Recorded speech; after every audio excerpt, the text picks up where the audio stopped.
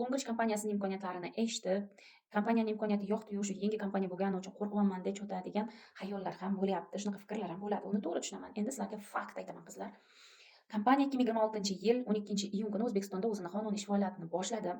Bu kompaniya bizga через Qozog'iston orqali kirib keldi. Qozog'istonda yanvar oyining oxirida kirib kelgan va через Qozog'iston orqali SNG mamlakatlarga kirib kelayotgan kompaniya hisoblanadi. Qozog'istonda yangi kompaniya, O'zbekistonda chaqaloq kompaniya hisoblanadi. Bu degani Longrich kompaniyasi endigina ishini boshlagan kompaniya emas qizlar.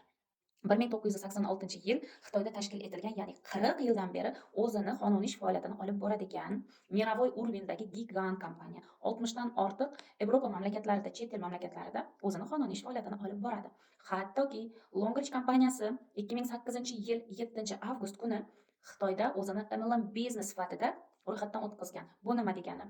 O'zini tarmoqli marketing asosida ish faoliyatini olib borishini va o'zini mahsulotlarini faqat partnyorlari, hamkorlari orqali to'g'ridan to'g'ri sotish imkoniyatini yo'lga qo'yganligi va to'g'ridan to'g'ri qilayotgan mehnatlariga daromad to'lashi to'g'risida o'zini sertifikati va o'zini litsenziyasiga ega bo'lgan kompaniya hisoblanadi.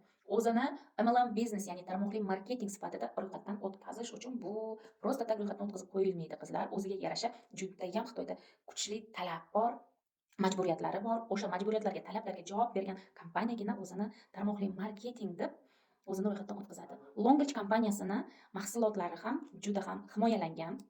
Ya'ni kompaniyani bironta bir mahsulotini potelkasi yo'q.